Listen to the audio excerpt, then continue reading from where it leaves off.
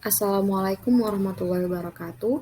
Perkenalkan, nama saya Zalfara Nabila Guswanto, NIM 2020 1011 0311 524 dari kelas 3H. Di sini saya akan menjelaskan mind mapping tentang surat berharga untuk penugasan hukum ekonomi bisnis. Nah, yang pertama yang akan saya jelaskan adalah mengenai pengertian dari surat berharga. Surat berharga ini saya ambil dari gagasan Wiryono Proyodikoro bahwa surat berharga ini adalah surat yang dimana dia itu bersifat seperti uang atau bisa menggantikan uang sebagai alat pembayaran. Dan dia ini juga bisa diperjualbelikan dengan mudah dan ditukar dengan uang tunai. Selanjutnya adalah fungsi dari surat berharga, yaitu pertama adalah untuk pembayaran atau ditukar dengan uang. Yang kedua adalah pemindahan hak tagih atau ya tadi itu surat ini gampang diperjualbelikan. Yang ketiga adalah legitimasi. Itu adalah pernyataan bahwa si pemegang ini berhak untuk menikmati surat berharga itu. Yang selanjutnya adalah unsur dari surat berharga. Yang pertama adalah surat bukti utang. Jadi ini adalah bentuknya adalah sebuah akta yang sudah ditandatangani oleh si berutang dan dipegang oleh si yang memberi utang. Jadi dengan adanya surat ini si pemberi utang ini bisa menuntut gitu kan utang-utang yang sudah diberikan olehnya kepada si berutang. Nah, di sini wujudnya itu macam-macam, bisa berbentuk cek, bisa berbentuk konsumen, atau bisa berbentuk tuntutan atau charter party. Yang kedua adalah unsurnya pembawa hak. Di sini adalah bahwa ada hak-hak yang melekat dalam surat tersebut. Nah, apabila suratnya ini itu hilang atau berpindah tangan, maka hak-hak yang ada di dalamnya juga ikut hilang atau berpindah tangan. Yang ketiga adalah surat ini mudah diperjualbelikan karena dia mempunyai nilai di dalamnya. Nah, selanjutnya adalah macam surat berharga. Surat berharga ini macamnya ada dua. Yang pertama ada yang dia sudah diatur dalam KUHD, ada juga yang tidak diatur dalam KUHD atau belum diatur dalam KUHD. Nah, untuk yang ada di dalam KUHD ini sebenarnya macamnya ada banyak, tapi di sini saya hanya akan menjelaskan 3 saja. Yang pertama adalah wesel. Wesel ini pengertiannya adalah suatu surat berharga bertanggal dan menyebutkan tempat penerbitannya, yang merupakan perintah tanpa syarat oleh si penarik untuk membayar kepada pihak pemegang atau yang ditunjuk oleh pemegang tersebut.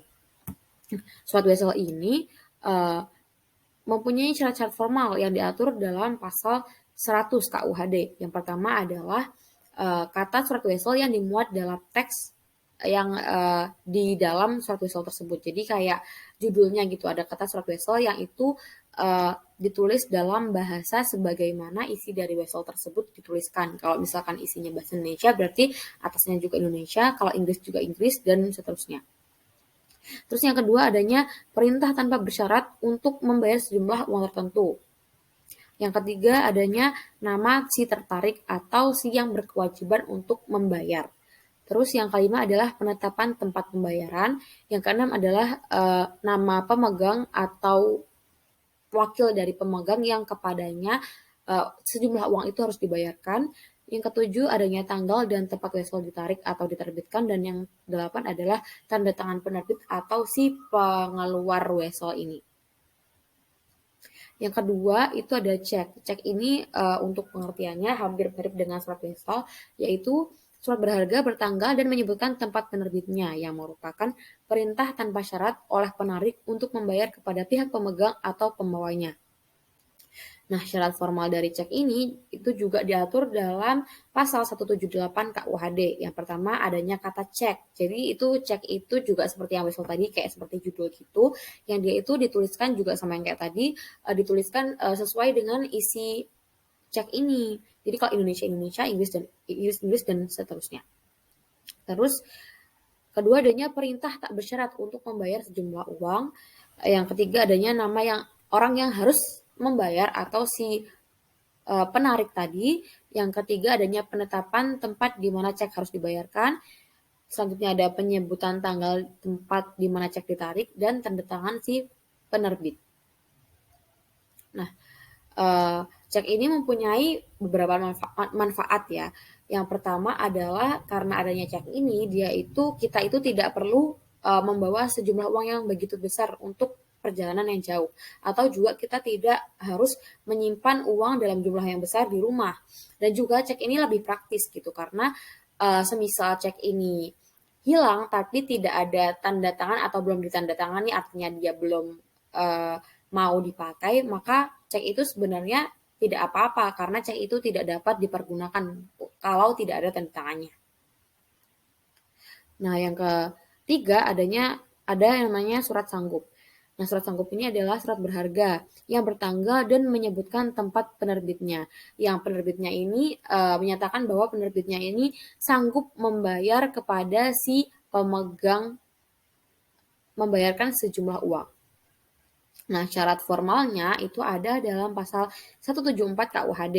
Yang pertama adanya kata sanggup tadi, yang kedua ada kesanggupan tidak bersyarat untuk membayar sejumlah uang tertentu, yang ketiga ada tanggal pembayaran, keempat penetapan tempat pembayaran, yang kelima ada tanggal dan tempat surat sanggup ini ditarik atau diterbitkan, yang selanjutnya ada nama orang yang nama si pemegang atau perwakilannya yang kepadanya uang ini harus dibayarkan, dan yang terakhir ada tanda tangan penerbit. Lalu ada juga nih macam surat berharga yang dia tidak ada dalam KUHD. Di sini juga sebenarnya ada banyak, tapi saya hanya akan menjelaskan singkat 3 saja. Yang pertama adalah kartu kredit. Nah, kartu kredit ini adalah kartu plastik kayak gitu yang dia ini fungsinya adalah untuk menggantikan uang, jadi sebagai alat pembayaran yang bukan tunai. Selanjutnya adalah traveler check. Traveler check ini adalah cek yang dikeluarkan oleh bank gitu kan, yang mempunyai nilai, di mana bank penerbit ini sanggup membayarkan sejumlah uang kepada orang yang tanda tangannya tertera dalam cek perjalanan tersebut. Yang ketiga adalah charter party. Charter party ini adalah perjanjian antara si pemilik kapal kepada pihak lain, yang di situ biasanya karena kapal yang dia miliki itu akan digunakan untuk mengangkut orang atau barang untuk perjalanan tertentu.